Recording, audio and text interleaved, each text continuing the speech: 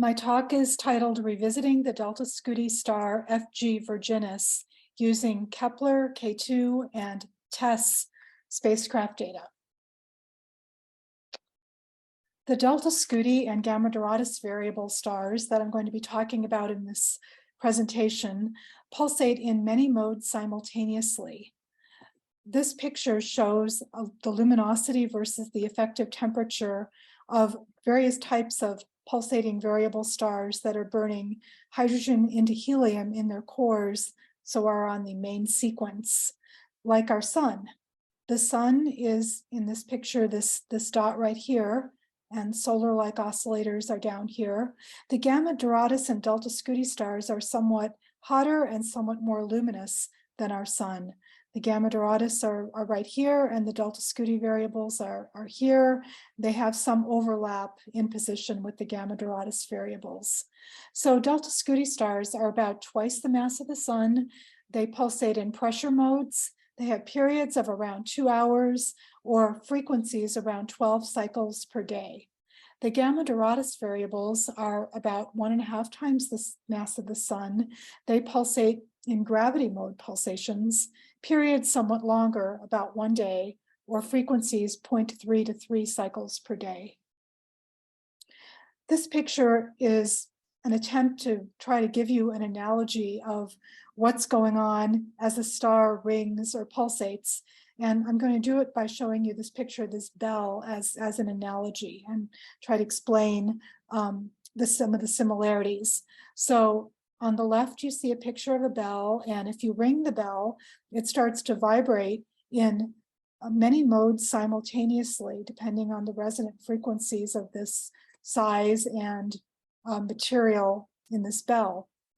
So using a Dopplergram, you can isolate these different modes and look at patterns on the surface that are vibrating up and down. And then you can also see node lines where the surface is not vibrating for that particular mode. So for this mode, which is a low frequency mode, you see several large patches that are vibrating in and out. And if you go up to a higher frequency mode in this bell, you see that the patches are smaller, closer together. There are more node lines on the surface. And then at a higher frequency, here 2600, there are even more of these patches and more of these node lines. So all of these different frequencies are going on at the same time in a bell, and you can analyze the vibration spectrum and pick out all the resident frequencies that are associated with different patterns in this bell. So just like the bell, stars also vibrate in lots of resonant modes simultaneously. The sun can pulsate in hundreds of thousands of different modes, and it can have as many node lines as 1,000 or more on the surface that we've been able to detect. So we can do that for the sun because we're so close to it, and we can resolve the disk of the sun and compare different regions and measure their vibration velocities. But for distant stars, we only see the star as a point source, and we can't resolve the disk, and it's difficult to detect quite so many modes. We could detect modes, though, where the in and out patterns or the temperature differences between the different regions of the star do not average out over the entire disk. So we can detect radial modes, we can detect low degree modes, L of 2, L of 1, L of 3. These are the number of node lines on the surface of the star. But how high we can go still remains to be determined. It depends on the precision of the photometry being used to study the star, and also the amplitudes of those modes and how high a velocity they reach or how large a temperature difference they achieve. So the star FG Virginis has been one of my favorite stars for my entire career. It has magnitude 6.56, so quite a bright star, spectral type A8, A9. It was discovered as a delta-Scuti variable by Olin Agin in March of 1970. And multi-site ground-based photoelectric photometry was used to try to determine the frequency of the star from 1992, where there were many campaigns, all the way through 2004. And with all of that data, 75 frequencies were detected for FG Vir, which was more at that time than for any other delta-Scuti star before the era of space photometry, before Kepler, before TESS, before the Kolos spacecraft. This was the star that had the most frequencies. You can see where FG Vir is in the constellation Virgo here with Spica nearby. This is an observation reported in the Eye Information Bulletin of Variable Stars from 1982, confirming the delta-Scuti nature of FG Vir. So you can see a night of observations here, and then a second night and a third night. And these are colors, the 1-2, where they had two color photometry in this data, and they could subtract that to get two different wavelengths of photometry. They could subtract that to get color as well, and compare the color versus the amplitude phases to also help confirm the delta-Scuti nature and to even do some mode identification of these stars. So Breger et al. In 2005 published this paper combining all this multi-site campaign data with more than 300 nights and reporting more than 75 frequencies. This particular data in the 2003-2004 campaign used 4 different telescopes spaced around the world, hoping to be able to watch the star as continuously as possible. These telescopes were all under 1 meter, and there was one in Arizona, a couple in South Africa, one in Spain, and one in Australia. And this gives pictures of, this is only one page of several pages in this paper of the data collected from all of these telescopes, many of which were doing 2-color photometry.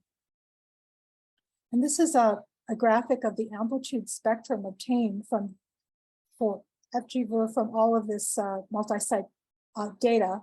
So you see at the top, all of the modes detected everywhere between 5 cycles per day, all the way up to 45 cycles per day.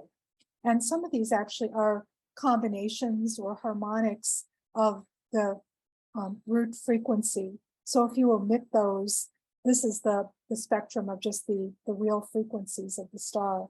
So you see that they're kind of clumped together. They're not very equally spaced. There's no discernible pattern. We can't really tell for all of these frequencies which angular degree they are, whether there's some rotational splitting of modes involved. There's a lot to learn in this pattern to decipher still. So this star was not really observed again until, at least by multi-site ground-based dedicated missions, until the NASA Kepler mission came along. And the Kepler mission was launched in 2009. It ended in 2018. It uses high precision CCD photometry to detect planetary transits. And it had a secondary mission to survey and monitor variability of more than 100,000 stars for astroseismology. So for the first 4 years of the mission, it focused on this region of the sky in the Cygnus Lyra region. But 2 of its reaction, well, I should show you these pictures too. This is a picture of the CCD array before the spacecraft was launched. And this is a picture of the telescope, but the CCD array would be on top. And this is being mounted to the 3rd stage. And then the spacecraft was launched into an orbit around the sun, trailing the Earth. So with time, it gets farther and farther away from the Earth, trailing the Earth. So Kepler originally had 4 reaction wheels to keep it pointed in the same direction. But after 2 out of 4 of those failed, the spacecraft could no longer keep that continuous pointing. So then they repurposed the mission to look at fields along the ecliptic plane. And they could use the sun's radiation pressure kind of as a 3rd reaction wheel to help stabilize the spacecraft's pointing.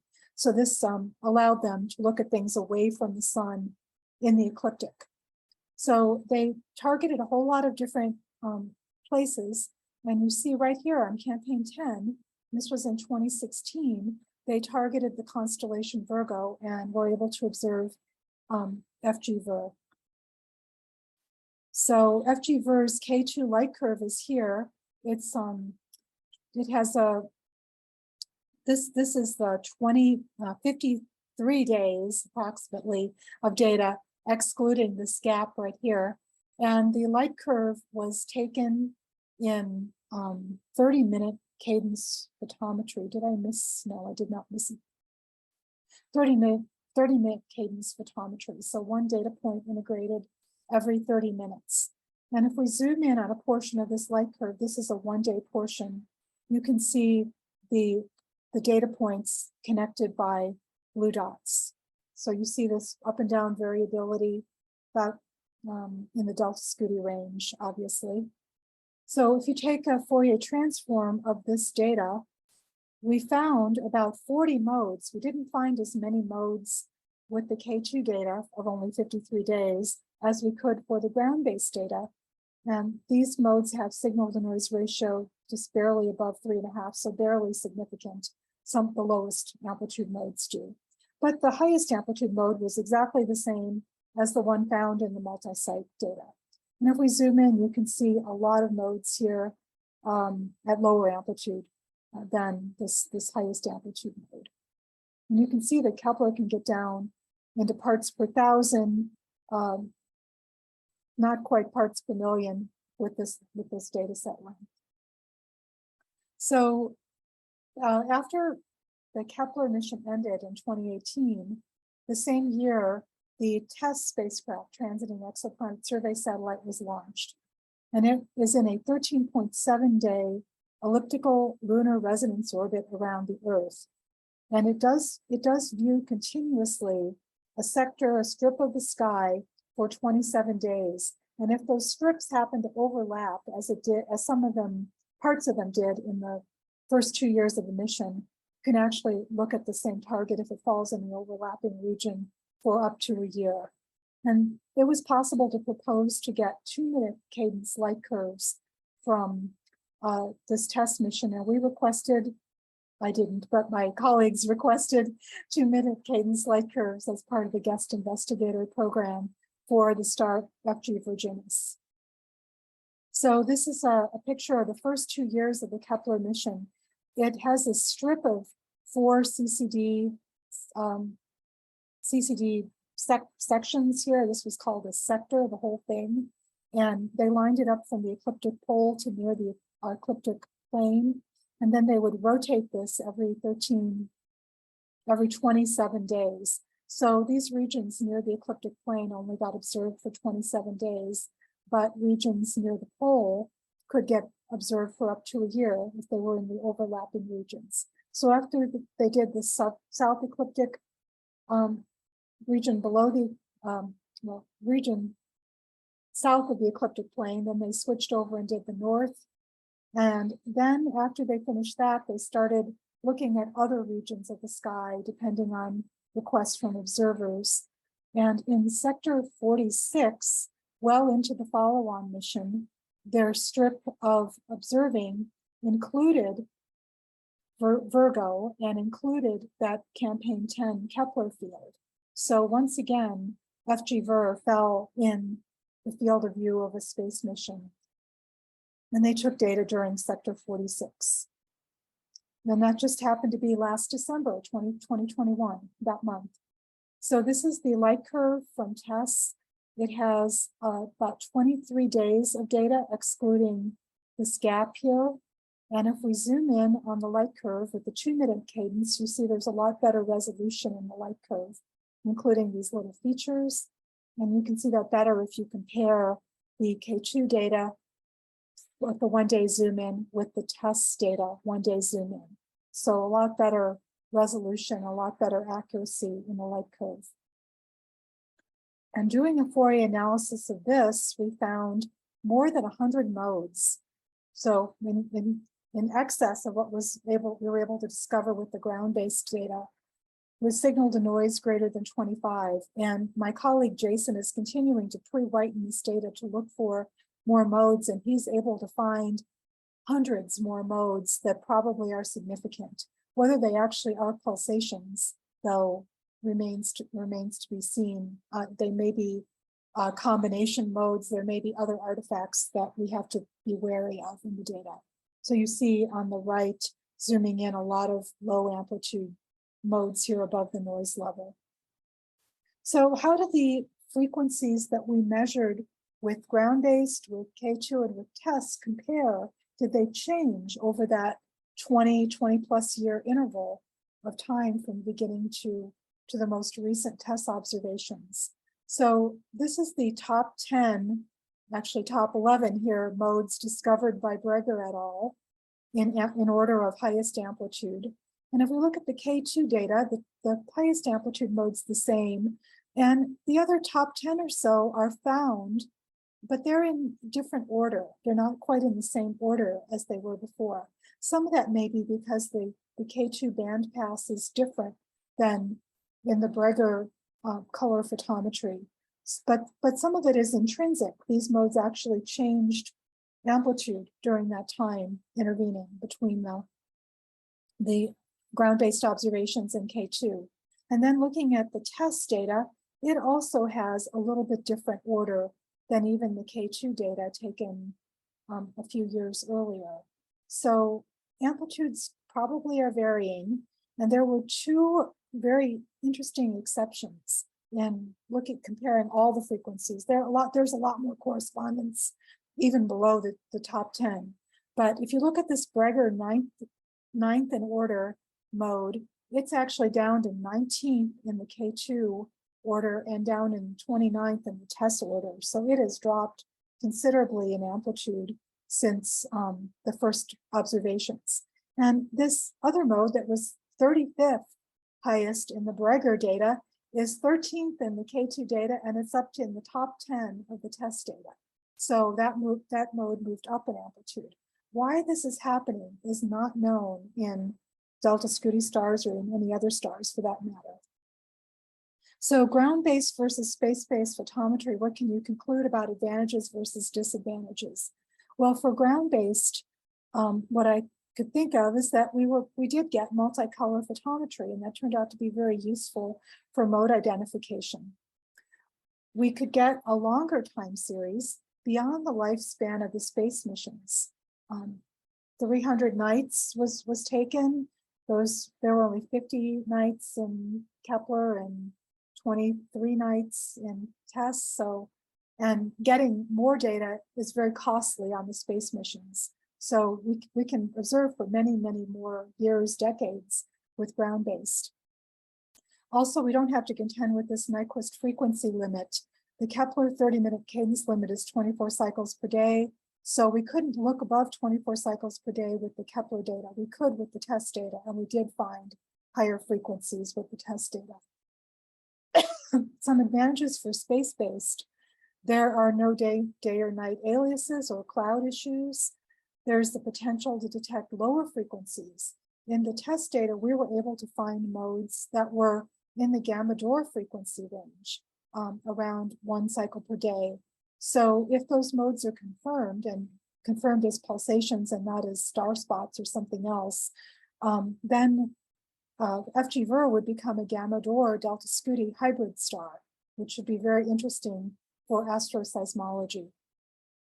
And we also, with space-based, we can get higher cadence, go for long continuous time, and get very high precision. I've seen Kepler data with longer time series down to parts per million, and the test data probably with more data could achieve parts per million on the amplitude detections. So also with space data, you don't need to combine data from multiple sites and possibly disparate equipment. So it makes it easier to combine data from multiple sessions of data taking with the same spacecraft. So there are some unresolved questions for astroseismology for delta-Scuti stars. Some of them I've alluded to. Mode visibility, not all of the, we can only get the lower degree modes, probably we can't get the higher degree modes. Rotational splitting, we're expecting rotation, especially for the delta-Scuti stars that are more rapidly rotating than the sun, to split modes into a bunch of multiplets, and whether we can decipher multiplet patterns from separate frequencies is another thing we have to work on. Mode selection, why are some modes visible and some not, that we expect theoretically? Amplitude and frequency variations, and also mode identification. How can we tell an L of 0, 1, 2, or 3 mode apart. So in the literature, back before 2005, there were attempts to model FG-Vir using stellar evolution and pulsation codes. 5 different groups have published something on this star. There's general agreement in the mass range, 1.8, 1.9 solar masses, temperature, luminosity, radius of the star. They all got almost exactly 2.3 solar radii. And they only looked at metallicities that are higher than the sun, but they could get some matches with metallicities like this. However, they couldn't match all of the observed highest amplitude modes. So there's more to be done here. One of the models that I did had an age of 0.8.7 billion years, so pretty accurate age determination. And two-thirds of the core hydrogen had been converted to helium. So this star is pretty far along in its main sequence evolution. So here are the conclusions. Greger et al. Was able to find 75 modes using 300 nights, ground-based photometry. Kepler found around 40 modes with 52 days of observations and 30-minute cadence. TESS is able to find more than 100 modes using 23 days in 2-minute cadence. The TESS data showed several low-frequency modes that may reveal that FG-Vir is a hybrid delta-Scuti gamma Dor variable. And a few modes, very interestingly, changed amplitude substantially since 2004 for reasons yet to be determined. So future work, well, I would like to have another attempt at stellar modeling, hopefully with improved modeling tools 20 years later. We would like to verify these low frequency possible gamma Dor modes, search for patterns in frequencies or periods to inform astroseismology. Maybe we can find patterns to tell us about density gradients, internal rotation in the star. Multicolor photometry and spectroscopy would be useful, and even revisiting the old data to try to determine mode identifications. And there's a prospect, since TESS is still operating, to get additional data to improve the frequency resolution and precision of the data. Okay, thank you for listening. We can take questions. She is online now to answer questions. Are there questions?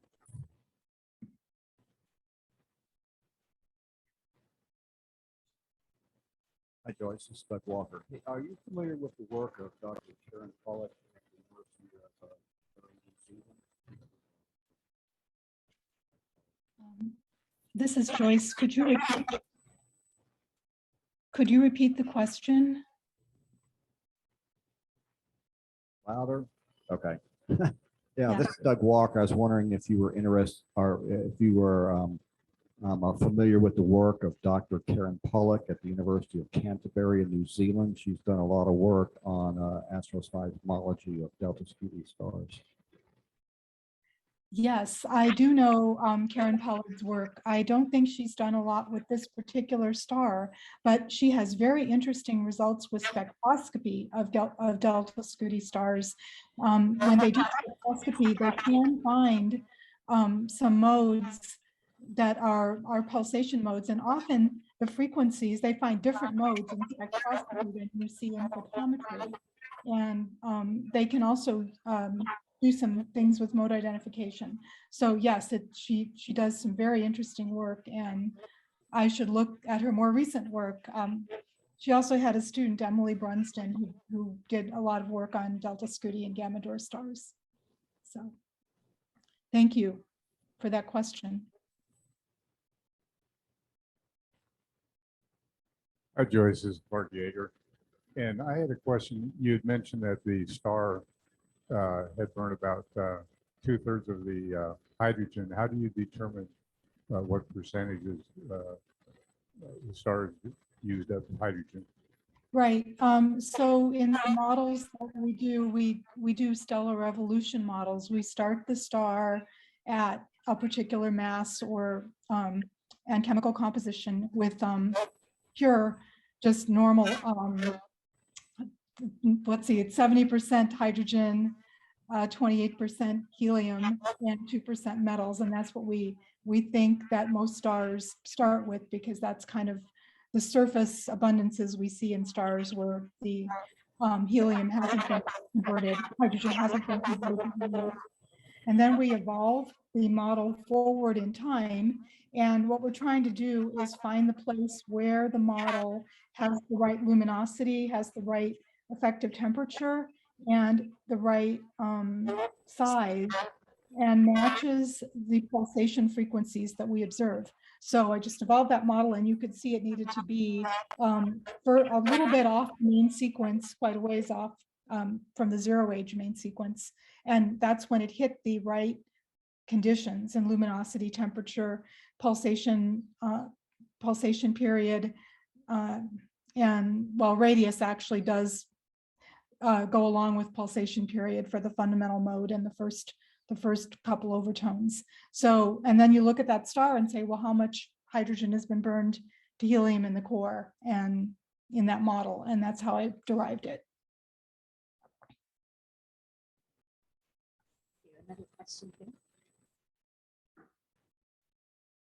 Are you all able to hear me okay? Yes. Okay. This I'm is getting good. feedback. I have a question. It's sort of a cart and a horse question. Putting the horse first, are you comparing these frequencies, these modes of oscillation to the mechanical properties of the material of the star? Putting the cart first, are you looking at the mechanical materials of the star to deduce the modes? I am looking at the, so we measure the frequencies. We assume they're pulsation modes. They could also be something else, rotation or star spots in some cases. But if we assume they're pulsation modes, that's a pretty good assumption for the delta-Scuti modes. Then what I do is I use a stellar model, and it basically determines the normal modes of vibration, the resonant modes of vibration of an object that's of that size, of that composition of plasma, with the rate composition gradients, density and temperature gradients it would have inside. So it basically solves a problem, just like those bells were ringing at certain frequencies in that first picture. The star is going, because of its mass and density gradients and properties inside, it's going to vibrate in certain frequencies. So this pulsation code figures out the normal modes of vibration of this object, and then I compare that with the modes we observe. So then most of these are acoustic modes. The low frequency modes, though, the gamma Dor modes, are gravity mode pulsations. So they have a different restoring force than pressure.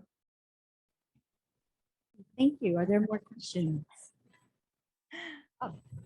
Hi, Joyce. This is Bob Buckheim. Hi. I'll be okay if you say that this is too complicated to describe here, but could you give me a little tutorial on how multicolor photometry helps distinguish the modes? I will try a bit. If you look at the phase, people plot the amplitudes versus the phase of the oscillations for different modes. And the phase shift relative from one color to another has something to do with the degree, the mode degree. So radial mode, I believe, there is no phase shift between the color difference and the amplitude of the oscillation in one color. And then if you try to do that plot for a non-radial mode, which could be a dipole or a quadrupole, you will get a phase shift. And then, so the modes of L of 0, of L of 1, and L of 2 will clump in these diagrams. So that's a very simple way of doing it. There are some more complicated ways of doing it that I don't want to go into right now. So That makes perfect sense. This sounds like you want relatively rapid cadence, exposures. And this sounds like a project that would benefit from using a multicolored sensor like a tricolor CMOS or DSLR, so that you get the blue and the red simultaneously. My guess absolutely. Yes, and back in the 1990s, they were using Strömgren photometry on these multi-site campaigns for FG-Ver, and so they were getting, I think, V and Y, and so they used those two filters to determine the mode identification for the highest amplitude modes where they could see those the best at the time. Maybe we can do better today. Great, thank you. All right, any more questions? No. Okay, thank you so much. Thank you for the, okay.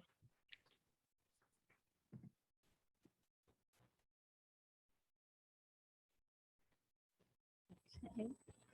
So our next talk is also a video, and Stephen Hill is the speaker, and he is also online, so we'll be available to answer questions afterwards.